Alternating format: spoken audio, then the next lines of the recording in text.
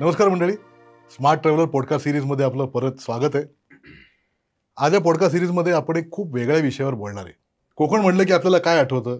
तर समुद्र किनारे, हिरवीगार झाडी, नारळी पोफळीच्या बागा, आंबा, हे सगळं आपल्याला पटकन आठवतं कोकण म्हणल्यावर. तर या कोकणच्यात एक नवीन ओळख पण झाली आहे. ती कुठल्या प्रकारे आहे ते आपण या पॉडकास्टमध्ये समजून घेणार आहे. याच कोकणामध्ये गेल्या काही वर्षात हजारो वर्ष जुनी अशी कातळ शिल्प सापडली आहेत. आता ही कातळ शिल्प म्हणजे काय? तर कोकणात जो दगड आहे, ज्याला कातळ म्हणतात, तर त्या कातळावर काढलेली चित्र, आणि ही चित्र काही हजारो वर्ष, 10,000 15,000 वर्षापूर्वी त्या काळच्या मानवाने काढलेली चित्र आहेत. तर ती काय आहेत, त्याच्याबद्दल आपण काय माहिती घेऊ शकतो आणि ती आपण का बघावी, हा शेवटी आपला इतिहास आहे, हा ठेवा आहे, सांस्कृतिक ठेवा आहे आपल्याला. तर हे का बघावं हे सगळं चर्चा करायला आपले आजचे खास गेस्ट आहेत Shri Rutwij Apte. Rutwij, thank you very much. Rutwij स्वतः आर्किओलॉजी संशोधक आहे आणि त्यांनी या कातळ शिल्पावर, ज्याला इंग्लिशमध्ये पेट्रोग्लिफ्स असं म्हणतात, त्याच्यावर त्यांनी खूप पूर्वीपासून काम केलेलं आहे. तर यांच्यावर जास्त चांगली माहिती तोच आपल्याला देऊ शकेल. तर ऋत्विज, अगदी सुरू करायचं पहिले तर हे कातळ शिल्प किंवा पेट्रोग्लिफ्स म्हणजे काय आहे एक्झॅक्टली, आणि हे आपल्याला कोकणात कुठे मिळतं किंवा? एकतर कातळ शिल्प हा खूप स्थानिक शब्द आहे. ओके. जसं तुम्ही आता म्हटलात की जे कोकणात जांभ्या दगडाचे सडे आहेत त्याला आपण कातळ म्हणतो, आणि त्याच्यावरती कोरलेली शिल्प म्हणून ती कातळ शिल्प. हे नाव खरं दिलं प्र के घाणेकर सरांनी. ओ बर. त्यांनी जेव्हा पहिल्यांदा कातळ शिल्प बघितलं तेव्हा त्यांना ते वाटलं की हे नाव असावं, त्यांनी पहिल्यांदा नाव दिलं आणि तेव्हापासून ते नाव रूढार्थाने कोकणात सगळीकडे पसरलं. आता जेव्हा आम्ही त्याच्यावर अभ्यास सुरू केला, थोडं टेक्निकल गोष्टी आल्या, मग त्याला आता कातळ शिल्प म्हणण्यापेक्षा कातळ खोद चित्र म्हणायचं, असं ते आता ऑफिशियली असं झालेलं आहे. पण आता कातळ शिल्प हा शब्द खूप नावाजलेला झाला आहे आता, त्यामुळे तोच शब्द आम्ही पुढे कंटिन्यू करतो. आणि तांत्रिक भाषेत किंवा आर्किओलॉजीच्या टर्ममध्ये त्याला आपण सुरुवातीला मी पेट्रोग्लिफ म्हणायचो, कारण पेट्रा म्हणजे दगड, दगडावर कोरलेली शिल्प म्हणून पेट्रोग्लिफ. पण जेव्हा युनेस्कोपर्यंत हा विषय गेला आणि जेव्हा आंतरराष्ट्रीय स्तरावरचे स्कॉलर्स यायला लागले, तेव्हा त्यांनी आम्हाला सजेशन दिलं की पेट्रोग्लिफपेक्षा याला जिओग्लिफ म्हणा. जिओ म्हणजे जमीन, आडवी जमीन, आणि ही सगळी चित्र आडव्या जमिनीवर कोरलेली असल्यामुळे त्याला जिओग्लिफ म्हणा. त्यामुळे तेव्हापासनं किंवा युनेस्कोमध्ये सुद्धा जाताना त्या जिओग्लिफ म्हणूनच गेलेली आहेत. आणि अजून एक छोटासा तांत्रिक बाब आहे, ते म्हणजे पेट्रोग्लिफ ही 3 मीटरपेक्षा कमी साईजची असतात. आणि आपल्याकडची जवळपास 70 ते 80% चित्र ही 3 मीटरपेक्षा मोठी आहेत. त्यामुळे जिओग्लिफ. पेट्रोग्लिफ आणि जिओग्लिफ मधला एवढाच एक फरक आहे, बाकी काही नाही. आणि पेट्रोग्लिफ मोस्टली व्हर्टिकल वॉल्सवर असतात आणि जिओग्लिफ सगळे आडव्या जमिनीवर असतात.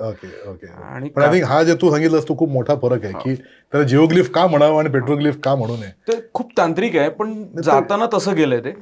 पण विच इज गुड. म्हणजे लोक आता म्हणताना पेट्रोग्लिफ, जिओग्लिफ, इट डझंट मॅटर. पण आणि कातळ शिल्प, खरं तर ते कातळ खोद चित्र असं त्याला एक टर्म दिली गेली जिओग्लिफ वरनं.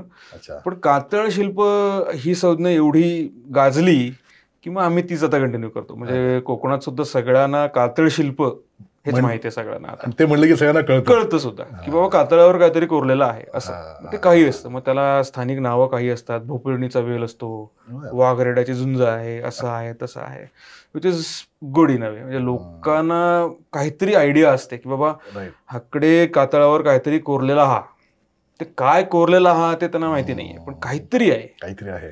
सो मग ते हळूहळू आता लोक स्वतःहून सांगायला लागलेत की बाबा आमच्या गावातल्या जमिनीवर हे सगळं आहे. ही सुरुवात अशी नव्हती, सुरुवातीला खूप हे झालं, पण आता हळूहळू लोक स्वतंत्र सांगतात. म्हणजे आता मेसेंजर, इंस्टाग्राम हे पण मिळाल्यामुळे लोक फोटो पण पाठवतात. मग बऱ्याच वेळा ते कातळ शिल्प नसतंच, मग तो एखादं विरगळ आहे, एक मूर्ती आहे, असं काहीतरी आहे. पण लोकांना इन जनरल इतिहासाबद्दल जागरूकता निर्माण झाली, हे सुद्धा खूप महत्वाचं आहे. नाही, खूप महत्वाचं आहे. म्हणजे लोक नॉर्मली, हे लोक जे नष्ट करतात सगळं, काहीतरी वेगळं आहे, एक यायला त्यांना तेवढं सुद्धा कळायला लागलं की बाबा दगडावर काहीतरी कोरलेला म्हणजे काहीतरी महत्वाचं आहे. आणि सगळेच नाही करत, पण बऱ्यापैकी जे सुशिक्षित लोक आहेत ते करतात, फार हे नाही होत. पण ही आता जिओग्लिफ्स त्याला म्हणू आपण तरी चुकीचं नको म्हणायला, पेट्रोग्लिफ नको म्हणायला. ही जी जिओग्लिफ्स आहेत ही पहिले कधी सापडली आणि कोणी शोधली? म्हणजे काय ते असं लकीली सापडली कोणाला का? हो, पहिली डिस्कवरी लकीलीच होती.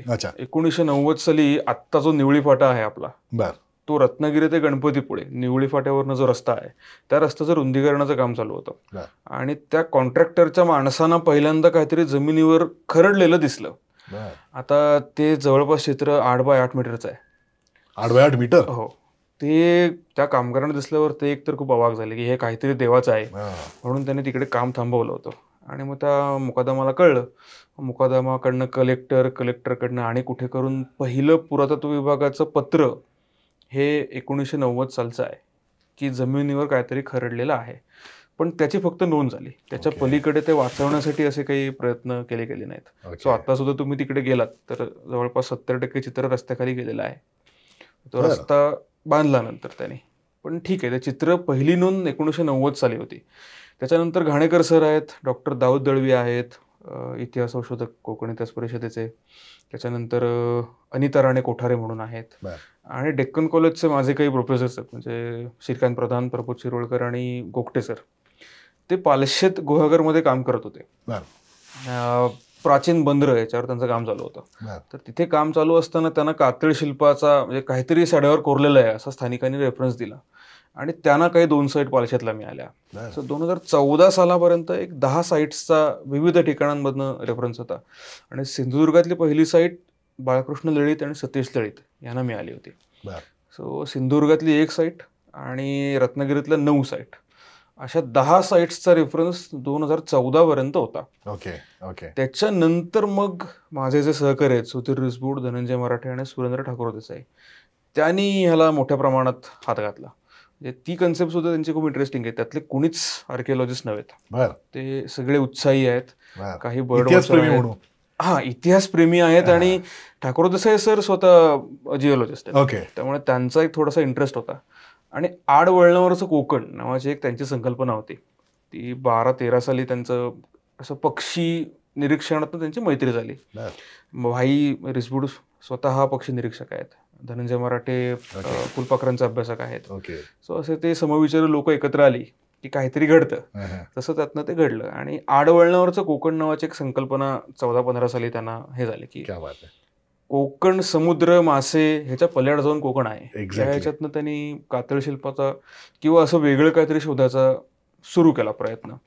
12 साली चालू केलं, आणि नवीन साईट 15 साली त्यांना गोवळची मिळाली, जे राजापूरमध्ये आहे. नवीन जिओग्लिफची साईट, नवीन साईट. जे 10 नोंद होत्या त्याच्या पल्याड जाऊन 15 साली त्यांना गोवळची एक साईट मिळाली.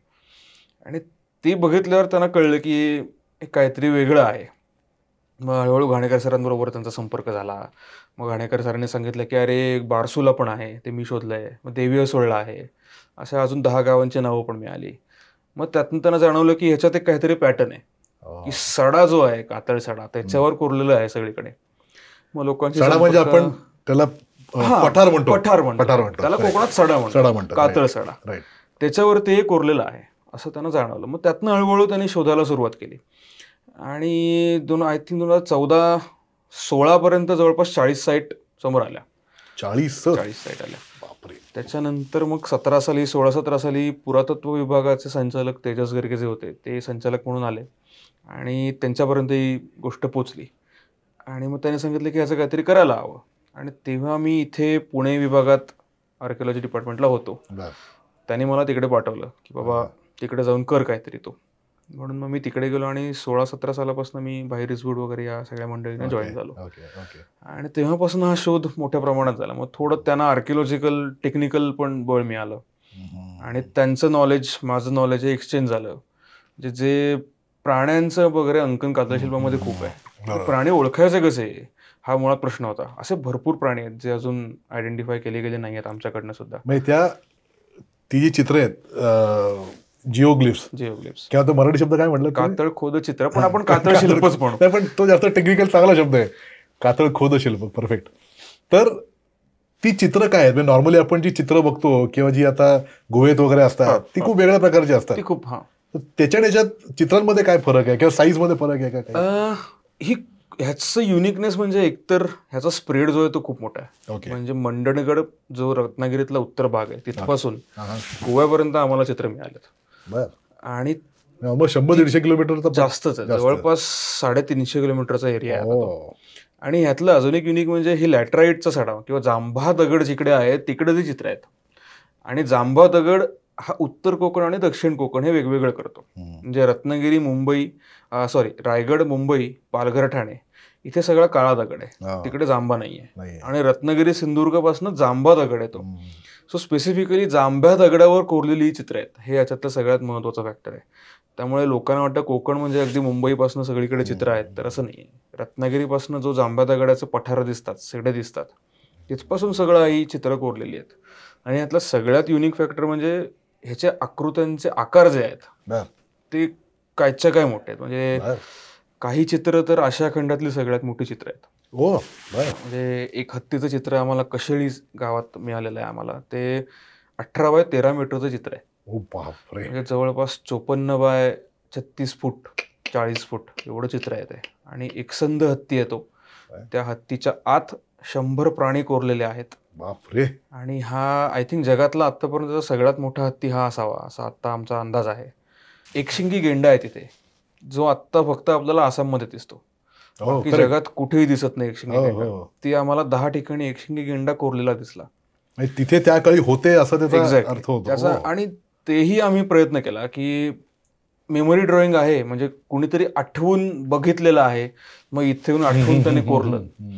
तर आम्ही आर्टिस्ट लोकांना घेऊन गेलो. बऱ्याच वेळा येतात पर्यटक म्हणून, बरेच जण बघायला येतात. त्यातले काही कलाकार निघाले, मग त्यातनं आम्हाला सुचलं की आम्ही बोलवावं कलाकारांना.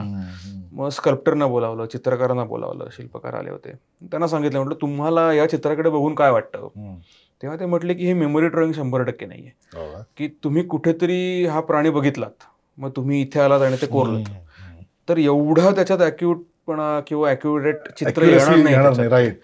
त्यामुळे म्हटलं हे मेमरी ड्रॉइंग 100% नाहीये. हे माणूस जो आहे कोरणारा, हा त्या प्राण्याला आजूबाजूला बघतोय, त्याच्या दररोजच्या बघण्यातला प्राणी येतो, त्यामुळे तो कोरतोय. बरं, जे अंकन केलेलं आहे प्राण्यांचं ते खूप मायन्यूट केलंय, बारीक सारीक त्याने एवढ्या गोष्टी टिपल्यात. जसं की आता ते गेंडा चित्र जे मी तुम्हाला म्हटलो, तो गेंडा पळतोय, तो मोशनमध्ये आहे, त्याचा पुढचा पाय वाकलेला आहे, मागचा पाय थोडासा वाकलेला आहे, त्याची शेपटी ताठ आहे. आणि प्राण्याची शेपटी तेव्हाच ताठ होते जेव्हा तो कुठे ना कुठेतरी कॉन्शियस असतो, की बाबा माझ्या आजूबाजूला कोणीतरी बघतंय किंवा मी पळणार आहे, तेव्हाच प्राण्याची शेपटी ताठ होते. सो हे जे मायन्यूट ऑब्झर्वेशन आहे ना, ते मेमरीमधनं येणारं नाहीये. हे कुठे ना कुठेतरी माणूस ते बघतोय. आणि एकशिंगी गेंड्याचं आम्हाला तेव्हा ती 2च साईट होत्या. कशाळीमध्ये होता हा देऊड नावाचं गाव आहे, तिथे होता. आता आम्हाला 10 ठिकाणी आणि सापडला. सो असंही नाहीये की फक्त 2च ठिकाणी गेंडा कोरलाय. मेमरी असू शकेल असं म्हणजे उगाच शंका आली मला. पण तसं नव्हतं, 10 ठिकाणी आणि सापडला. बरं, विविध साईजमध्ये आहेत. म्हणजे जो देऊडचा आता गेंड्याचं वर्णन केलं मी, तो 21 फुटाचा आहे. आता 21 फुटाचा गेंडा नाहीये अस्तित्वात, किंवा 54 फुटाचा हत्ती आता तर नाहीच, तेव्हाही नव्हता. पण अशी चित्र आपल्याकडे आहेत. मग त्यात हरिण वर्गातले प्राणी आहेत, सरपटणारे प्राणी आहेत, मगर, सुसर, घोरपड हे सगळं आहे. आणि सगळेच म्हणजे पक्ष्यांमध्ये सुद्धा तुम्हाला शिकारी पक्षी दिसतात, मोर हे सुद्धा दिसतं. आणि पक्ष्यांमध्ये पण गंमत अशी आहे की साईज त्यांची खूप मोठी आहे. म्हणजे उडणारा पक्षी जसा दिसेल तसं त्याने कोरलेलं आहे. त्याचे विंग पसरलेले आहेत, त्याची चोच दिसते, त्याची शेपटी दिसते. असा 36 फुटाची एक पक्षाची इमेज आपल्याकडे आहे. आता 36 फुटाचा पक्षी होता का अस्तित्वात, तर 100% नव्हता. नाही, शक्यच नाही. पण त्या माणसाला बघताना आता तो वर बघणार, तो पक्षी उडताना त्याला कसा दिसेल, किंवा त्याने पंख पसरलेत, त्याची चोच पुढे आहे, त्याची शेपटी मागे आहे, तसं त्याने काढले, तसा काढायचा त्याने प्रयत्न केला. सो हे खूप इंटरेस्टिंग आहे. आणि त्या माणसाकडे तेवढा वेळ होता की तो बघत होता, मायन्यूट ऑब्झर्वेशन करत होता, आणि मग ते कोरत होता. तर तुमचं रीडिंग काय की हे त्यांनी इन वन गो काढलं असेल का? हे नाही, हे खूप वेळ लागला असेल त्याला करायला. आणि गंमत म्हणजे चित्र आता हे आहेतच प्राण्यांची चित्र. अजून एक मगाशी तुम्हाला फोटो दाखवला की काही 4 इंच डीप कोरलेली चित्र आहेत. त्याला आम्ही चौकोनी आकाराचं उठावदार चित्ररचना म्हणतो, स्क्वेअर रिलीफ पॅटर्न असं त्याला नाव दिलं आहे आम्ही. की ते चौकोनात आहे, त्या चौकोनाचे त्यांनी 4 भाग केलेत आतल्या ह्याच्यात, आणि 4 क्वाड्रंट आहेत. त्या 4ही क्वाड्रंटला कार्विंग वेगवेगळं आहे. आणि त्याची जी बॉर्डर लाईन आहे त्या चौकोनाची, ती जवळपास 3.5-4 इंच डीप आहे. अशीही काही चित्र आहेत. काही ॲब्स्ट्रॅक्ट आहेत, म्हणजे जॉमेट्रिक पॅटर्न्स आहेत. म्हणजे सर्कल आहे, गोलाकार आहे, चौकोन आहे, फक्त मग काही लाईन्स कोरल्या आहेत, असंही त्याने केलेलं आहे. सो सर्कल वगैरे परफेक्ट सर्कल्स आहेत, हा म्हणजे बऱ्यापैकी परफेक्ट आहेत, असंही त्याने कोरलेलं आहे. म्हणजे आणि ही खूप बेसिक सुरुवात आहे, म्हणजे त्यामुळे ते खूप प्रिमिटिव्ह वाटतं. जसं आत्ता सुद्धा आपण जेव्हा चित्र काढायला लहानपणी सुरुवात करतो तेव्हा आपण डिरेक्टली काही एलिमेंटरीची फुटबॉल खेळणारी मुलं काढत नाही. आपण सुरुवात करताना 2 त्रिकोण काढतो, मध्ये गोल येतो, मग जरा ऍडव्हान्स म्हणजे गोलाला परत मग आरे येतात की तो सूर्य झाला, मग त्या मधनं डोंगराच्या इथनं नदी वाहते. सो आपण सुद्धा सुरुवात करताना भौगोलिक आकृत्यांमधनच करतो, मग कॉन्फिडन्स आला की आपण मोठ्या ह्याच्यावर जातो. तसंच कदाचित त्या माणसाचं असावं की त्या दगडाचा अंदाज यायला किंवा त्याच्या मेंदूचा विकसित कलेच्या दृष्टीने होताना त्याने सुरुवातीला असले भौगोलिक आकृत्या काढल्या, भौमितिक, की बाबा त्रिकोण काढून बघूया, एक लाईन करून बघूया, गोल काढून बघूया. मग त्याला कॉन्फिडन्स आला की येस, आपण ह्याच्या काहीतरी वेगळं करू शकतो. मग मी सकाळी उठून काय केलं, हत्ती बघितला, मग चल हत्ती काढून बघूया. मग छोट्या आकाराचे हत्ती आहेत, मग काही मीडियम आकाराचे आहेत, आणि मग कशिळीसारखा 54 फुटाचा हत्ती पण आहे. सो कुठे ना कुठेतरी साईज मध्ये खूप फरक येऊन मला वाटलं की हे खूप फरक आहे. पण तुमचं रीडिंग काय आहे, म्हणजे या रीडिंग म्हणण्यापेक्षा तुमचा अंदाज काय आहे की हे छंद म्हणून काढले असावेत का काही वेगळं असेल त्याच्यामध्ये? आता अशा प्रकारचे चित्र माणसाने छंद म्हणून नाही म्हणणार मी, पण ते एक्सप्रेशन्स आहेत त्याचे. जसं आत्ता आपण गप्पा मारतोय किंवा आपण गाणं गातो, आपण लिहितो, चित्र काढतो, त्याच्याकडे ह्या गोष्टी नव्हत्या.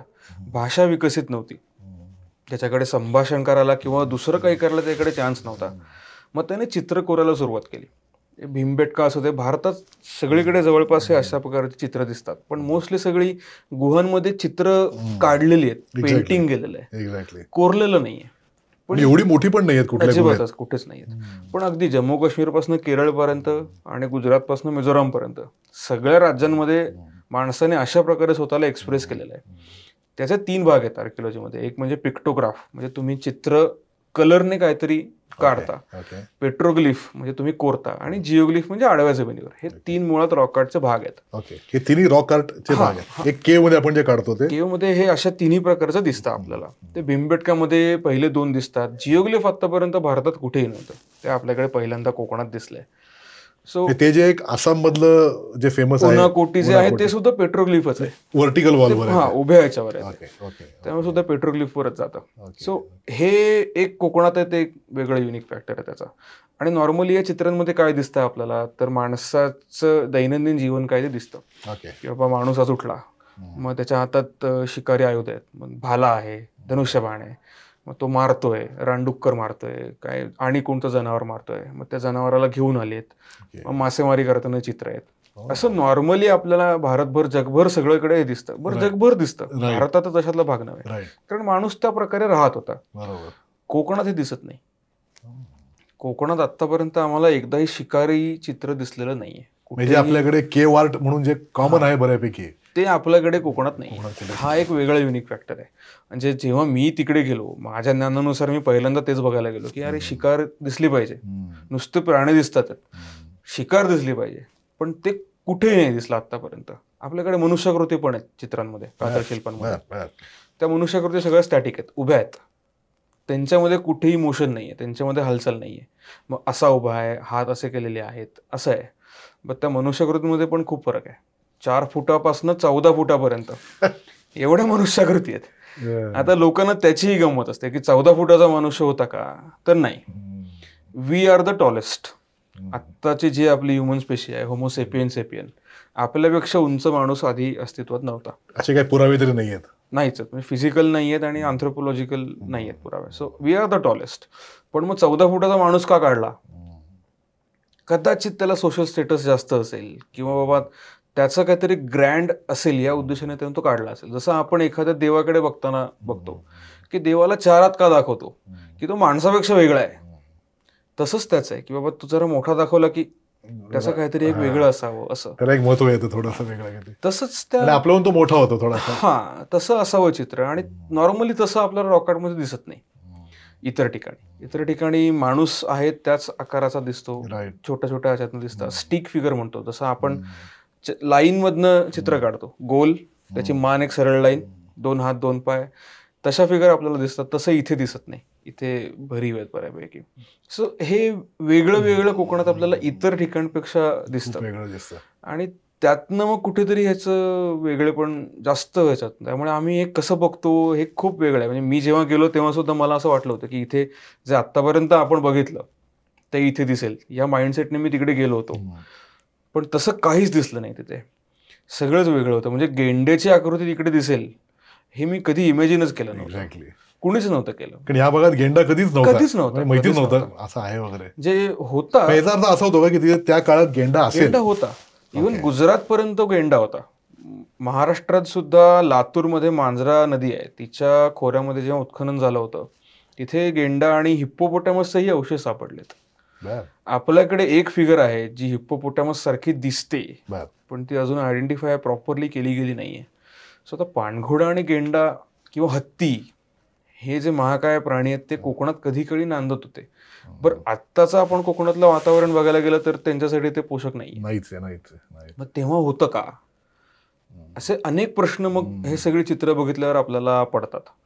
आणि त्यांनीच तुम्हाला अंदाज येतो का की हे किती ते त्याकडे येऊ आपण. खरं महत्वाचा प्रश्न की सगळीकडे सध्या आपण वाचतो की 10,000 15,000 किंवा अशी कालखंड. एवढी जुनी आहे. तर तो तुम्ही कालखंड कसा ठरवता की काय बेसिसवर ठरवता की हे क्लायमेट चेंजवर ठरवता का काय अजून काही त्याला आता वेगळं तसं स्टँडर्ड आहे? नॉर्मली तुम्हाला म्हटलं की पेंटिंग जे असतात ते सगळे ऑर्गॅनिक मटेरियलपासून केलेले असतात. म्हणजे मातीपासूनच केलेलं असतं. दगड त्याला घासून माती करायची, त्या अंड्याच्या बलकात मिसळायचं, रक्तात मिसळायचं, पाण्यात मिसळायचं किंवा झाडाचा डिंक त्यात मिसळून ते पेंटिंग केलं जायचं. सो पेंटिंगचं डेटिंग करणं खूप सोपं आहे ओके. कारण ते सगळं ऑर्गॅनिक मटेरियल आहे. त्यामुळे कार्बन 14 जे सगळ्यांना माहिती आहे त्याच्यात त्याचं डेटिंग व्हायचं.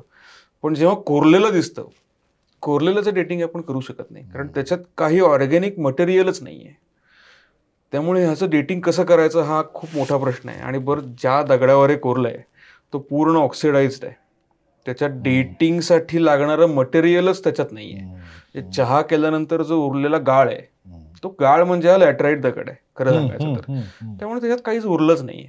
त्यामुळे नॉर्मली जे डेटिंग केलं जातं प्रायमरी डेटिंग त्याला म्हणतो आम्ही किंवा प्रायमरी एव्हिडन्सेसला ते इथे आम्हाला काही मिळालं नाहीत. जसं की आता हे एवढे सगळे प्राणी कोरलेत तर कुठे ना डेटिंग आपण कुठेतरी- फक्त सांगायला पाहिजे प्रेक्षकांना की डेटिंग म्हणजे तो दगड आहे त्यातले काही केमिकल एलिमेंट्स असतात ते आपल्याला एक्स्ट्रॅक्ट करून हे कधी तयार झाले काय झालं असं त्यातनं केलं जातं. त्यातलं ते डेट किती हजारो लाखो वर्ष जुनं आहे हे त्यातनं कळत आणि आहे. आधी ते कळत नसे.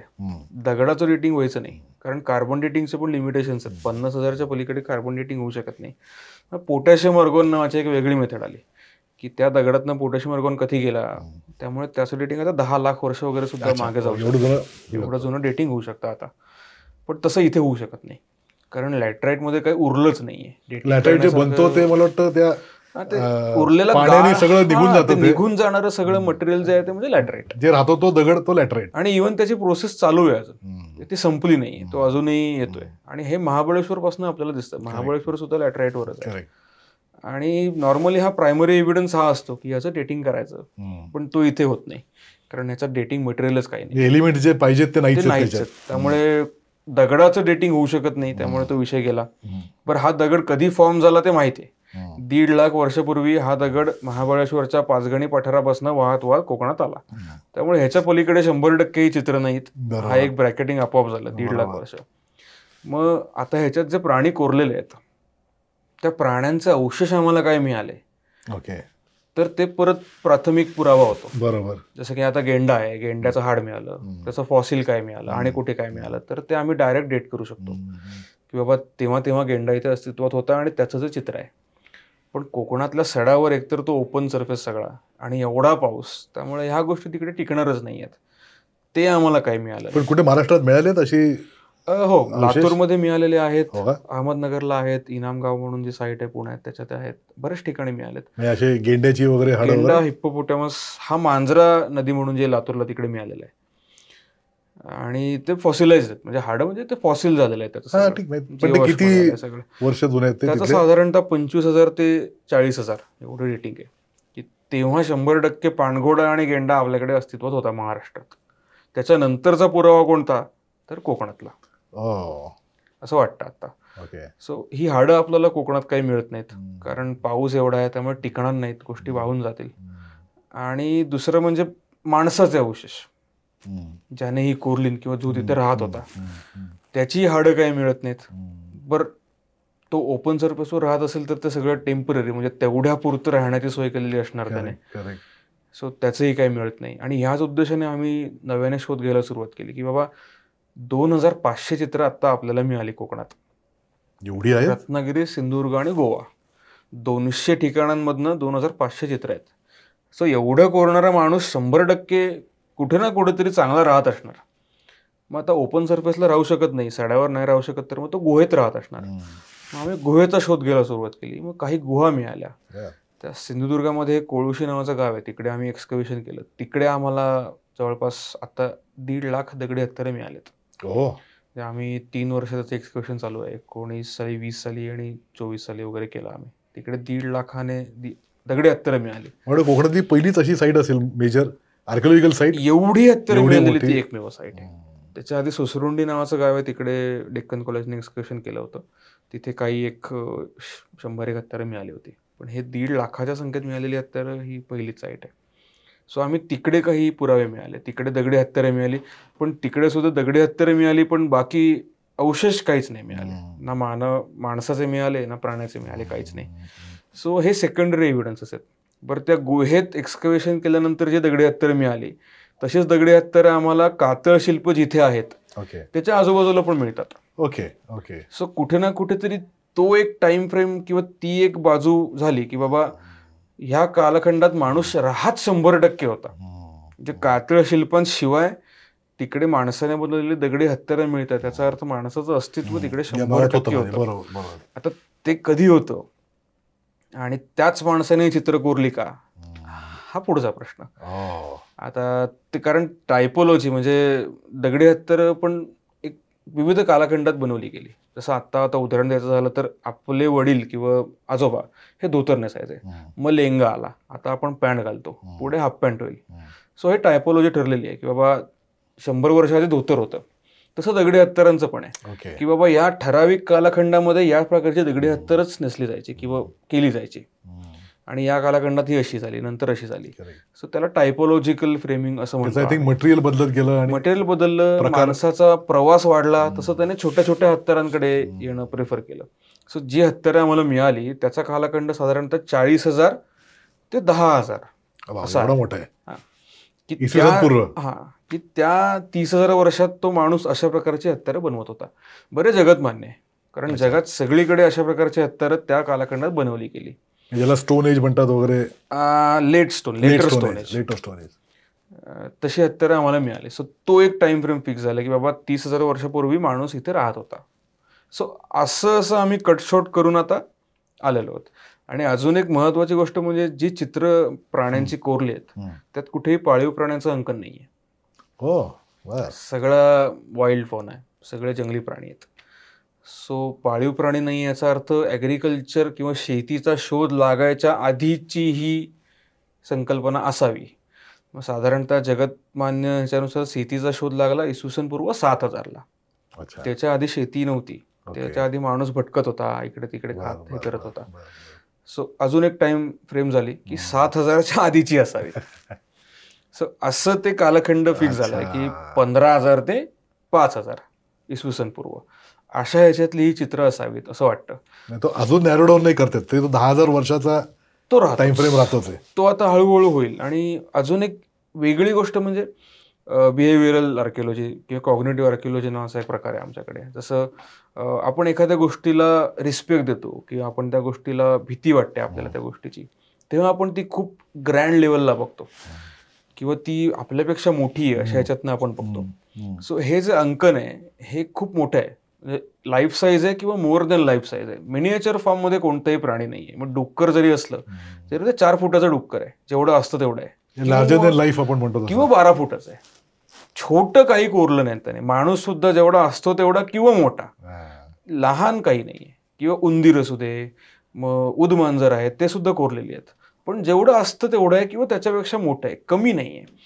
सो कुठे ना कुठेतरी ही माणसाची भीती होती किंवा माणसाचा आदर होता की बाबा हा प्राणी आहे, ह्याला मी मारू शकत नाही, किंवा हा एक जंगलातला मोठा प्राणी आहे, त्यामुळे त्यानं ते कोरताना खूप मोठ्या आकारात कोरलं.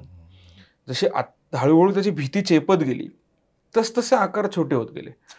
ते जसं आत्ता आपल्याला हत्तीचं चित्र काढायला सांगितलं तर आपण एवढं मोठं काढणार नाही, आपण हातावर सुद्धा हत्तीचं चित्र काढू, बरोबर. पण तसं त्याच्याकडे नव्हतं. त्यामुळे त्याने काढताना ते खूप ग्रँड लेवलला काढलं की बाबा त्याला कुठेतरी त्याची भीती होती किंवा तो आदर होता की बाबा मी ह्या प्राण्याला मारू शकत नाहीये किंवा मी गेंड्याला मारू शकत नाही, मी वाघाला मारू शकत नाही. त्यामुळे त्यानं ते खूप मोठ्या प्रमाणात काढलं. पण ह्याचा अर्थ असा नाही की तो प्राण्याला मारत नव्हता, 100% मारत होता. कारण जी दगडी हत्यारं मिळाली ती शिकारीची. पण ह्याला मारत तो घाबरत असेल त्यांना म्हणून भीतीपोटी पण मोठे आहेत. तो एक ह्युमन सायकोलॉजी. तुम्ही जेव्हा एखाद्या गोष्टीला घाबरता तेव्हा ती मोठी बघता, तुमची भीती चेपत जाईल तशी ते आकार छोटे होतात. आणि जे आपल्याला गोव्यामध्ये दिसतं, गोव्यामधले जे प्राण्यांचं अंकन आहे ते छोटे आहे. बरोबर. आणि रत्नागिरी सिंधुदुर्गातलं अंकन जे आहे ते मोठं आहे. सो कदाचित तो माणूस इकडनं केरळपर्यंत मायग्रेट झाला असावा असं वाटतं. कारण कर्नाटक केरळमध्ये पण अशी चित्र आहेत. आणि गोव्यापासून खालती तुम्हाला पाळीव प्राणी पण दिसायला लागतात. तिथे बैल दिसतो, गाय दिसते, कुत्रा दिसतो. इथे काहीच तसं नाही, जे रत्नागिरी सिंधुदुर्गमध्ये काहीच नाहीये. सो कुठे ना कुठेतरी माणसाचं तिकडनं मायग्रेशन झालेलं आहे असं वाटतं आपल्याला. मायग्रेशन इव्होल्युशन झालेलं आहे थोडंसं. हा, म्हणजे मायग्रेशन झालंय, इव्होल्युशन होता होता त्याला शेतीचाही शोध लागलाय, कुठेतरी तो एक सेटल लाईफ पण जगायला लागलाय. त्यामुळे पाळीव प्राणी आलेत. असं ते हळूहळू म्हणजे असा आमचा सगळा अभ्यास नॅरो डाऊन करत चालू आहे. म्हणजे या छोट्या छोट्या गोष्टींनी किती आपल्याला खुलासे होतात. भरपूर. म्हणजे पण किती गोष्टी बघायला लागतात to arrive at a certain date. त्यामुळे आम्हाला म्हणजे आर्किओलॉजी मल्टीडिसिप्लिनरी आहेच. इव्हन आमच्या बरोबर काम करणारे मंडळी सुद्धा विविध आहेत. जसं भाई स्वतः पक्षीमित्र आहेत, त्यामुळे पक्षी आयडेंटिफाय करायला त्यांची उत्तम मदत होते. मराठे आमचे फुलपाखरांचं आहे, त्यांचा इतर दगडाचा अभ्यास आहे. आमचे ठाकूर देसाई सर जिओलॉजिस्टच आहेत. आमच्याबरोबर आमचे काही आर्किटेक्ट मित्र आहेत, काही झुलॉजीवाले आहेत, अपर्णा वाटवेंसारखे इकोलॉजिस्ट आहेत. सो आम्हाला सगळ्याच उपयोग होतो. आणि अपर्णा वाटवेंवरनं आठवलं की आपल्याकडे कोकणात जे चित्र आहेत त्याच्यात कुठेही वनस्पती नाहीये, फ्लोरा एकही नाहीये, फक्त वन्यजीव, फक्त पवन आहे. आणि जो आपण कालखंड म्हणतोय गेंडा किंवा ह्याचा, आता गेंडा, हत्ती किंवा हिप्पोपोटेमस ह्यांना ग्रासलँड्स लागतात, मार्शीलँड्स लागतात, तर त्यांचा हॅबिटेट आहे. आणि जर असं हॅबिटेट असेल तर तिकडे फ्लोरा किंवा हे सगळं असणारच 100%. मग तो कोरला का नाही गेला? त्याचं कुठेच का अंकन नाहीये, एकही फूल नाही, पान नाही, गवत नाही, असं काय? हा एक वेगळा प्रश्न पडतो. मग कदाचित ते तो दररोज बघत होता, मग त्याला काही वेगळं दिसत नव्हतं म्हणून त्याने कोरलं नाही का? मग हे प्राण्याचं त्याला जे होतं ते रेअर सायटिंग होतं म्हणून मग त्याने तसं कोरलं का? आता रेअर सायटिंगवरनं अजून एक साईट आहे सिंधुदुर्गामध्ये, तळे बाजार नावाचं गाव आहे. तिकडे आम्हाला एक खेकड्याची इमेज मिळाली. तो 8 बाय 7 मीटर लांबीचा खेकडा आहे. पण मला हा प्रश्न पडतो, तू आता सांगतोय मोठी मोठी चित्र, ते एक अंदाज यायला की आपण काय काढतोय एवढ्या मोठ्या कॅनव्हासवर, खूप अवघड आहे ते. खूप अवघड आहे. म्हणजे आपल्याला आता सुद्धा अवघड असतं ते, तर त्यांना त्या काळात तर किती अवघड असतं. म्हणजे आता सुद्धा संस्कार भारतीची रांगोळी एकटा माणूस काढतो. आपण ठीक आहे, 50 फुटाची. आपण ते व्हिज्युअलाइज करतो आणि ते हे करतो, त्यामुळे ते सोपं झालंय आता. आणि काय झालंय म्हणजे आता आम्हाला सुद्धा असं खूप वाटलं की हे व्हिज्युअलाइज करणं कठीण आहे. पण जेव्हा आम्ही आता ड्रोन आला आमच्याकडे, जेव्हा आम्ही एरियल व्ह्यू मधनं बघतोय ना, तो हत्ती प्रॉपर शेपमध्ये नाहीये. अच्छा, ओके. त्याचं प्रिमिटिव्ह जे आहे, जे फार प्राथमिक स्तरावरचं आहे, ते दिसतं आपल्याला. पण ज्या आम्ही स्क्वेअर रिलीफ पॅटर्न जे म्हणतोय ते अफाट आहे, जॉमेट्रिक शेप आहे अगदी. मग कदाचित तोही शंका येते की हे मग लेटर फेज मधलं आहे का?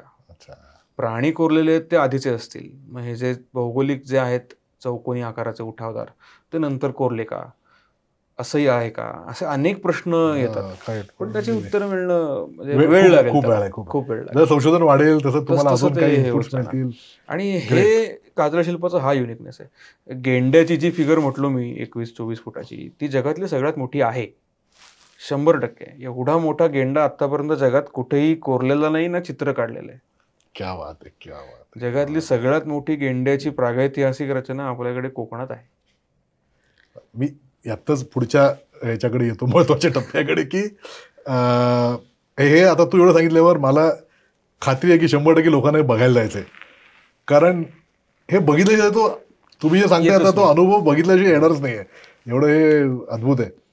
तर आपण कुठल्या साईट्सना सहज पोहोचू शकतो? आता रत्नागिरी शहर आहे, मॅक्झिमम पॉप्युलर रत्नागिरी, गणपतीपुळे हा भाग आहे, किंवा दापोली, तिथे जातात. गुहागर, बरोबर.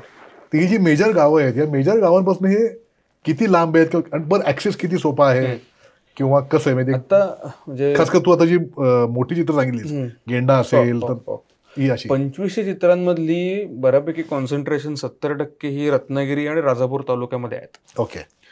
आणि बाकीची सिंधुदुर्ग, गुहागर, दापोली इकडे तिकडे पसरलेली आहेत. आणि रत्नागिरीमध्ये तुम्ही राहिलात तर रत्नागिरीच्या आसपास अशी काही ठिकाणं आहेत जी तुम्हाला इझिली ॲक्सेसेबल आहेत. ओके. 10 ते 12 ठिकाणं आम्ही अशी काढून ठेवलेली आहेत जिथे लोक जाऊ शकतात ओके. विदाऊट एनी हेजिटेशन, बरं. जी फार रिमोट एरियात नाही आहेत आणि ॲक्सेसेबल आहेत. अशा ठिकाणी लोक जाऊ अशी शकतात. काही डोंगरावर वगैरे आहेत का? सड्यावर आहेत, म्हणजे खूप चढायला वगैरे लागतं? काही ठिकाणी काही ठिकाणी देवाच्या गोठणं किंवा गोवळसारखे साईट आहे जिकडे तुम्हाला घाटी चढून जायला लागतं. ओके. कारण रस्ता वरपर्यंत जात नाही. बरं. मग गावापर्यंत रस्ता आहे, पुढे मग तुम्हाला 2 किलोमीटर चालत जायला लागतं. ओके. कशेळीची जी सगळ्यात मोठी हत्तीची साईट आहे ती पण तसंच आहे. मेन रस्त्यापासून ते 2 किलोमीटर आत आहे. ओके. मग तिथे चालत जाण्यात मजा आहे, पण आह. गाडी जाते तिथपर्यंत, हा. पण चालत जाताना खालती साप बघ, विंचू बघ, करवंद खा, तोरणं खा, जांभळं खा, हे करत जाणं खूप इंटरेस्टिंग आहे. Any time. म्हणजे आमचा मुद्दा तोच असतो की आता साईनबोर्ड्स वगैरे नाही लागलेत अजून तिथे सगळीकडे. कारण एक गोष्ट सांगायची म्हणजे ही सगळी चित्र प्रायव्हेट प्रॉपर्टीला आहेत. एकही सरकारी जमिनीवर नाहीये. ही सगळी चित्र प्रायव्हेटली ओन्ड लँडवर आहेत. त्यामुळे आमची इच्छा अशी आहे की लोकांना जर कातळशिल्प बघायला यायचे आहेत तर रत्नागिरीत आमचं रिसेंटली एक कातळशिल्प संशोधन केंद्र आम्ही ओपन केलेलं आहे. बरं. तिकडे या. तिथे आम्ही छोटंसं गॅलरी ओपन केलेली आहे. बरं. तिथे तुम्हाला सगळी माहिती दिली जाईल. Very nice. ज्या साईटला तुम्ही जाऊ शकता तिथे तुम्हाला त्या साईटच्या लोकांशी जोडलं गेलं जाईल. तुम्ही तिकडे जा, त्या माणसाला फोन करा, तो माणूस येईल, तुम्हाला चित्र दाखवेल, त्याला जी माहिती आहे ती तो सांगेल. उरलेली माहिती घ्यायला तुम्ही रत्नागिरीत या. सो ही चित्र जी इझिली ॲक्सेसेबल आहेत ती बघायला रत्नागिरी हे सेंटर पॉईंट आहे. ओके. तुम्ही रत्नागिरीत राहून तुमच्या सोयीनुसार, तुमच्याकडे 1 दिवस आहे तर एका दिवसातही चित्र बघता येतील. पण ही 12 ते 15 ठिकाणं बघायला 3 दिवस तरी मिनिमम हवे. 3 ते 4 दिवस. म्हणजे जी चांगली आहेत, जी साफ आहेत आणि जिथे जागा मालकांचा आता विरोध नाहीये, ओके. अशी 15 ठिकाणं आणि इझिली ॲक्सेसेबल आहेत. अच्छा. अशी 15 ठिकाणं आम्ही निवडलेली आहेत ओके. की जिथे तुम्ही जाऊ शकता, जी चित्र तुम्हाला दिसतील. आणि तू म्हणलं जसं की ज्यांना जायचं नाही शक्य तुमच्या त्या कारण केंद्रात येऊन तुम्हाला कॉन्टॅक्ट करून ते जेणेकरून जाणं जास्त तिकडे सोपं आहे. लोकल, कारण काय रिमोट एरिया चित्र आहेत. उद्या काय साप चावला, तुम्ही रस्ता चुकलात सापडलंच नाही, आणि कोकणात चकवा लागतो असं म्हणतात, त्याचं मागचं अगदी कारण 100% असं आहे की सगळं दिसताना सेमच दिसतं. हो. साडा सेमच दिसतो, तुम्हाला काही कळत नाही तिथे. त्यामुळे तुम्ही माहितगार व्यक्तीकडनं गेलात तर ते जास्त सोपं आहे आणि तुम्हाला माहिती पण मिळेल. म्हणजे आमच्या नजरेतनं कातळशिल्प बघणं हे खूप इंटरेस्टिंग आहे. Any time. तुम्ही तिकडे गेल्यानंतर हा हत्ती आहे हे कळायला तुम्हाला वेळ जाईल किंवा हा गेंडा आहे हे कळायला तुम्हाला वेळ जाईल. पण मला एक सांग, सॉरी मी आता इंटरप्ट करतो, की ही जी मोठमोठी शिल्प जी आहेत, आता 20 बाय 30 फूट वगैरे असे काय काय आहेत, ते असं उभं राहून दिसतं का तुम्हाला वरनं पण असं काही नाही? spot आहे जो? नाही, वरनं करायचा प्रयत्न आहे, पण 50 फुटाचा हत्ती बघायला एरियल व्ह्यू कसा देणार हा मोठा प्रश्न आहे. पण गेंड्यासारखे काही साईट्स आहेत जिकडे जागा मालकाबरोबर आम्ही काम केलं. राज्य सरकारही काम करते. जी साईट आम्ही प्रोटेक्ट केली. ओके. राज्य सरकारने आता गेल्या वर्षी 7 साईटचा प्रस्ताव काढला आणि त्या राज्य संरक्षित स्मारक म्हणून घोषित झालेल्या आहेत. प्रोटेक्टेड मॉन्युमेंट ज्याला Protected म्हणतो, monument तिथे कोणी हस्तक्षेप करू शकत नाही आता काही. बरं, गंमत म्हणजे ती असं नोटिफाय करताना सुद्धा नॉर्मली ऐतिहासिक वस्तू सरकार ॲक्वायर करतं, ताब्यात घेतं. पण 200 साईट तर सरकार ताब्यात घेऊ शकत नाही. त्यामुळे आमचा आधीपासून सरकारला आग्रह असा होता की तुम्ही जागा मालकाबरोबर एनओसी करा. बरोबर. आणि ताबा त्या मालकाचाच राहू दे, तुम्ही संरक्षित करा. करेक्ट. आणि पुढचं सगळं ग्रामपंचायत आणि तो जागा मालक बघेल. तुमचं काम फक्त संरक्षित करायचं आहे, तेवढं करा. ते फॉर्च्युनेटली हा प्रस्ताव पास झाला. Very good. आणि त्या उद्देशाने आता 7 साईटवर कन्झर्वेशनचं काम चालू आहे.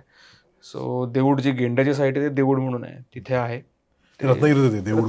रत्नागिरी तालुक्यातच आहे. मेजर सगळ्या ज्या ऍक्सेसिबल साईट्स रत्नागिरी, चांगल्या आहेत त्या रत्नागिरी, रत्नागिरी राजापूरमध्ये आहेत, गुहागरला आहेत, दापोलीला आहेत, मंडणगडला सुद्धा आहेत. पण तिकडे जाऊन त्या साफ करणं किंवा बघणं हे खूप हेक्टिक आहे आणि बऱ्यापैकी रिमोट एरिया आहेत.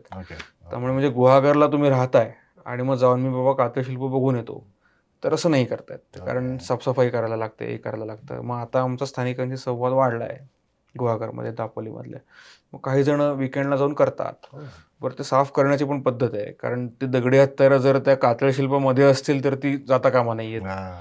त्यामुळे ते फार 2-3 दिवस वेळ घेऊन करायला लागतं ते प्रकरण. आणि ते सायंटिफिकली क्लीन करायला पाहिजे, नुसतं असं झाडू घेऊन साफ केलं असं नाही करता येत. त्यामुळे ही 12-15 साईट कशा आमचं महिन्यातनं 3दा तरी तिकडे येणं जाणं असतं. तिकडचे ग्रामपंचायत असू दे, तिकडचे ग्रामस्थ असू देत, त्यांची साथ आहे. सो त्या साईट इझिली ॲक्सेसेबल आहे, तुम्ही तिकडे चुकू शकणार नाही. आणि आता राज्य सरकारने या प्रोटेक्टेड ज्या साईट केल्या तिथे मग साईन बोर्ड्स पण लागतील, सगळं होईल. मग सुवेनियर शॉपी असेल, इन्फॉर्मेशन सेंटर असेल, असं सगळीकडे ते कुठे ना कुठेतरी करायचा आता हळूहळू प्रयत्न आहे. पण उक्षी नावाचं गाव आहे, तिथे हत्तीची फिगर आहे, 18x18 फुटाचा हत्ती आहे. 18x18 फूट. हां, पण ती साईट खूप इंटरेस्टिंग आहे. म्हणजे हे पण रत्नागिरी का? रत्नागिरी. ओके. उक्षीचा धबधबा प्रसिद्ध आहे, रानपाट आणि उक्षीचा धबधबा. ती साईट महत्वाची काय किंवा इंटरेस्टिंग काय आहे तर 18 साली ती मिळाली, 17 साली. आणि तो गावातला सरपंच आमचा मिलिंद खानविलकर म्हणून आहे, ते फारच उत्साही आहेत. आणि त्यांनी सांगितलं, भाई होते की मिलिंद मित्र त्यांचा, ते म्हटले की मिलिंद इथे अजून पण आहेत काही. 2 दिवसांनी ती हत्तीची साईट मिळाली. अच्छा. आणि त्यांना सांगितलं की असं असं करायचं आहे. ते म्हटलं आपण सगळं करू, पूर्ण गाव तुमच्या पाठीशी आहे, ह्याचं काय करायचं ते आम्हाला सांगा. क्या बात आहे. आणि लोकसहभागातनं पूर्णपणे ती साईट प्रोटेक्ट केली गेली. त्या हत्तीभोवती कुंपण लावलं. तो हत्ती बघण्यासाठी 6 फुटाचा प्लॅटफॉर्म रचला गेला. आणि 18 साली जी उपजिल्हाधिकाऱ्यांच्या हस्ते त्याचं लोकार्पण झालं. आणि तेव्हापासून त्या गावात 1,00,000 लोक येऊन गेलेली आहेत. क्या बात आहे. जिथे गावात रस्ते नव्हते तिथे डांबरीकरणाचे रस्ते झाले. त्या सरपंचाने ते कातळशिल्प ग्रामीण पर्यटन रोजगार योजनेअंतर्गत जिल्हा परिषदला टाकलं. रस्ते बांधून घेतले गावात सगळीकडे डांबरी. जिथे काही नव्हतं तिथे आता एक मार्केट तयार झालेलं आहे. तिथे तुम्हाला डॉक्टरपासनं, फोटोग्राफी स्टुडिओपासनं, गॅरेज सगळं तिथे आहे आता. सो करायचं झालं तर तुम्ही कातळशिल्पाचा पर्यटन म्हणून वापर करून खूप गोष्टी करता येतात. नाही, व्हायलाच पाहिजे. कारण आमचं गेल्या 2-3 पॉडकास्टमध्ये हेच म्हणणं होतं की आपण लोकल इकॉनॉमीला चालना देऊ शकतो पर्यटनातला. आणि हे तुम्ही सांगता तर तो परफेक्ट उदाहरण आहे त्याचं अगदी. म्हणजे आमचा सुद्धा अट्टास असतो की आमच्या बरोबर आता खूप मोठमोठी लोक फिरली. म्हणजे परदेशातले स्कॉलर्स आले होते, IIT मधले काही अभ्यासक आले होते, सगळे. आमच्याकडे ठरलेल्या जागा आहेत की त्या गावात गेलो की जेवायचं इथेच वडापाव खायचा, ह्याच मंदिरात आजचं जेवण आहे, इथेच जेवायचं. मग लोकांना तेही खूप भारी वाटतं की अरे आपल्याकडे जो 4 गाड्या आल्या आहेत, कोण तर गोरे पाहुण्या इथं थांबून जेवताले, काहीतरी वेगळं आहे. बरे रिसबूड, आपटे, मराठे ही मंडळी पण आहेत, कशासाठी इल्यात? अच्छा, कातळ शिल्प, ते साड्यावर कोरलेलं, त्यासाठी एवढी लोक आपल्याकडे येत आहेत. मग हे त्यांना सतत जेव्हा घडतं ना तेव्हा त्यांना ते भारी वाटतं की आपल्याकडे साला हे चित्र बघायला महिन्यातनं 15 गाड्या आल्या, ह्याचा काहीतरी मग आहे विषय. मग ते स्वतःहून जातील, मग ते संपर्क साधतात आणि मग असं गोष्टी होतात. आता ऑब्व्हियसली 100तले 50 लोक सुद्धा कातळ शिल्प बघण्यासाठी म्हणून काय जात नाहीत. त्यातल्या लोकांचा उद्देश विविध असतात. मग त्यासाठी सुद्धा आम्ही सर्किट्स तयार केले की तुम्ही जे रत्नागिरीतनं गणपतीपुळे 30 किलोमीटरचा रस्ता आहे, तुम्ही लिटरली 1 तासात जाता. पण आमच्याबरोबर तुम्ही आलात तर आम्ही तुमचा 1 दिवस खातो. अच्छा, वाटेते साईट्स बघत. फक्त जिओग्लिफ साईट नाही, तिथे तुम्हाला मंदिरं आहेत, गरम पाण्याची कुंड आहेत, जुन्या मूर्ती आहेत, अशा खूप गोष्टी आहेत. सो हाच मुद्दा आहे की कातळ शिल्प बघायला 100तले 30च जण येतात, उरलेले 70 जणांना त्यात काही फार इंटरेस्ट नसतो. पण जेव्हा आमच्याबरोबर ते बघतात आणि आजूबाजूने ह्या गोष्टी बघतात तेव्हा मग त्यांना इंटरेस्ट वाढतो. मग एक साईड बघून त्यांचं भागत नाही, मग इथे जवळपास कोणती साईट आहे अजून, मग तिकडे जायचं असतं. मग कोळीसराचं मंदिर आहे, जयगडचा किल्ला आहे, तो बघून तुम्ही गणपतीपुळ्याला येऊ शकता. सो हे असे सर्किट्स क्रिएट करणं हे पण आम्ही करतो की त्या दृष्टीने लोकांना इकॉनॉमिक तिथे एक पाठबळ तयार व्हावं. मग गाईड ट्रेनिंग प्रोग्राम आहे. लोकल लेवलला इतकी वेगळ्या प्रकारची पर्यटन स्थळ आपल्याकडे आहेत, अपरिचित बरीचशी आहेत, भरपूर आहेत. पण ते अशा एफर्ट्सनी, म्हणजे तुम्ही आता जे म्हणता रत्नागिरी जिल्ह्यात आम्ही हे केलंय की आम्ही लोकांना घेऊन जातो, आम्ही दाखवतो वेगळी ठिकाणं, हे असं केल्यानेच हे पर्यटन वाढणार आहे महाराष्ट्रात. नाही. आणि आता हळूहळू लोकांना ते कळायला लागलं. म्हणजे आता अशा बऱ्याच ग्रामपंचायती आहेत. तो उक्षीच्या मिलिंदला घेऊन आम्ही सगळीकडे फिरलो की बाबा तू सांग तुझ्या गावाचा विकास कशा प्रकारे झाला, काय झालं. आणि त्यातनं बरेच लोक आली समोर की आम्हाला आमचं चित्र पण काहीतरी करायचं आहे, आम्हाला पण हे करायचं आहे, आम्हाला पण ते करायचं आहे. ते कशिळीची साईट मिळाली ती डोक्यावर बंदूक ठेवून मिळालेली आहे. अच्छा. अजून एक साईट आहे तिथे आम्हाला काही लोक मारायला आली होती आणि तीच मारायला आलेली लोक 4 महिन्यापूर्वी आमच्या सेंटरला येऊन म्हटले की नाही आम्हाला कातळशिल्प वाचवायचे, बघा तिकडे. सो इथपासून सुरुवात झाली होती प्रवासाची, ती आता इथपर्यंत येऊन थांबली. आणि हा सतत जनसंपर्क, आणि ह्याचं श्रेय पूर्णपणे भाई मराठे या लोकांना आहे, की जे मी सुद्धा आर्किओलॉजिस्ट असून आम्हाला हे अशा प्रकारचा जनसंपर्क कधी शिकवला गेला नव्हता. तो मी इथे आल्यावर शिकलो, की जनसंपर्कातनं सुद्धा एखादे हेरिटेज साईट तुम्ही प्रोटेक्ट करू शकता. हे खूप महत्त्वाचं आहे. हे साधारण काम नाही आहे. आणि हे आहे आता कोकणात खूप मोठ्या प्रमाणात चालू आहे. म्हणजे मला तर असं वाटतं की ती उक्षीची हत्तीची साईट ही भारतातली पहिलीच साईट असेल जी पूर्णपणे लोकसहभागातनं संवर्धित केली गेली, आणि ती आता युनेस्कोला आहे. अच्छा. ती टेंटेटिव्ह लिस्टला आहे आता. युनेस्को वर्ल्ड हेरिटेज साईटच्या त्यात 9 साईट आता आपल्या युनेस्कोला नॉमिनेट झाल्या. इथले किती आहेत पण? रत्नागिरीतल्या 7 आहेत. हो का? एक सिंधुदुर्गातली साईट आहे आणि एक गोव्यातली आहे. अशा 9 जिओग्लिफ साईट 2022 साली युनेस्कोच्या वर्ल्ड हेरिटेजच्या टेंटेटिव्ह लिस्टला नॉमिनेट झालेले आहेत. अच्छा. आणि नॉर्मली प्रोसेस उलटी असते. म्हणजे आधी राज्य संरक्षित स्मारक म्हणून डिक्लेअर होतं, मग केंद्र संरक्षित स्मारक होतं, मग युनेस्कोकडे जातं. इथे उलटं झालं. इथे आधी युनेस्को आलं, आता स्टेट आणि ASI प्रोटेक्ट करत आहे. सो हेही माझ्या मते पहिल्यांदाच घडलं असेल की कोणत्याही संरक्षित प्रस्तावाच्या पाठबळाशिवाय युनेस्कोपर्यंत साईट गेली. ते दखल घेतली युनेस्कोने पटकन त्याची. हेही एक खूप वेगळं फॅक्टर आहे. आता उद्या युनेस्को वर्ल्ड हेरिटेज साईट जरी झाली तरी देखील ज्या मूलभूत सुविधा लागतात त्या साईटवर नाही आहेत. मग ते करण्यासाठी ग्रामस्थांना प्रोत्साहित करायचं, त्यांच्याकडनं हे करून घ्यायचं. मग गाईड ट्रेनिंग प्रोग्राम घेतले, मग सुवेनियर्स क्रिएट करतो आम्ही, ते पण स्थानिकांकडनंच करून घ्यायचा प्रयत्न आहे की बाबा त्यातनं त्यांना रोजगार मिळाला पाहिजे. कारण कोकणातला सध्या सगळ्यात महत्त्वाचा प्रश्न आहे की तरुण वर्ग नाही आहे कोणी. हे सगळा मुंबई पुण्याकडे सगळे पसरलेले आहेत. तो कोकणातला सगळ्यात मोठा आय थिंक. पण हे जे तुम्ही करता ना की लोकल इकॉनॉमीमध्ये एम्प्लॉयमेंट क्रिएट करणं, त्यांनी हे जे मायग्रेशन आपण म्हणतोय ना ते थोडं त्याला आळा बसेल, थोडासा नाही बसेल. काय होतं, टुरिझम एखाद्या ठिकाणचं डेव्हलप व्हायला तुम्हाला सांगायला नको, पण खूप वेळ लागतो. ते पटकन होणारी गोष्ट नाही. आणि तेवढा पेशन्स ठेवला गेला पाहिजे आपल्याकडे, बाकी काय. आणि त्यामुळे टुरिझममधून येणारा पैसा पण तुम्ही आज होमस्टे काढलात आणि उद्यापासून तुम्हाला पैसा आला असं नाही होणार. वेळ लागतो ते सगळं व्हायला. पण ते नीट तुम्ही जसं रत्नागिरीत करताय ना तसं ते स्टेप बाय स्टेप केलं ना की त्याला सक्सेस गॅरंटीड आहे. 100% म्हणजे वेळ लागेल, 5 वर्ष 7 वर्ष लागतील. आपल्याकडे म्हटलं का उक्षीचं हे जिवंत उदाहरण आहे एक्झॅक्टली, की जिथे तुम्हाला वडापाव सुद्धा खायला मिळत नव्हता तिकडे होमिओपॅथिक डॉक्टर पासून सगळे येतात. आणि काय गॅरेज पण आहे, फोटोग्राफिक स्टुडिओ आहे, हॉटेल झालं, सगळं झालं तिथे. तर मंडळी, तुम्हाला आज ऋत्विज आपटेंकडनं एक वेगळा अँगल कोकणातला कळला असेल. कातळशिल्प जे आपण पॉप्युलर शब्द वापरतो, जिओग्लिफ्स हा एक नवीन शब्द आपल्याला कळला आज, किंवा कातळ खोद शिल्प हा जास्त मोठा ॲप्रोप्रिएट शब्द त्यांनी सांगितला त्याप्रमाणे. तर तुम्ही जेव्हा पुढच्या वेळेस कोकणात जायचा विचार कराल तेव्हा आवर्जून या ठिकाणांना जा. हे बघणार काय, हा आपला सांस्कृतिक ठेवा आहे. आणि जगभर जेवढी अशी प्रकारची शिल्पं आहेत ते बघायला लाखो पर्यटक दरवर्षी जातात बघायला. तर आपल्या देशात आहे तर आपणही जाऊन हे बघायला पाहिजे. आणि ते म्हणले त्याप्रमाणे त्यांच्या केंद्राला पहिले कॉन्टॅक्ट करा, जेणेकरून ही सगळी शिल्पं बघायला तुमच्यावर कोणतरी एक माहितगार येईल आणि तो तुम्हाला नीट सगळं समजवेल आणि तुम्हाला ते बघण्याचा एक अनुभव खूप वेगळा येईल. नॉर्मल जाऊन नुसतं बघून येण्यापेक्षा कोणाला तरी घेऊन जाणं हे कधीही चांगलं असतं. तर नक्की करा. आणि ते नंबर खाली स्क्रोल होतच आहे. तर तुम्हाला कसा वाटला एपिसोड नक्की सांगा. आणि आमचं चॅनल, सर्वात महत्त्वाचं आमचं चॅनल लाईक आणि सबस्क्राईब 100% करा, जेणेकरून असेच नवनवीन आम्ही काही पॉडकास्ट तुमच्या आता घेऊन येऊ. धन्यवाद.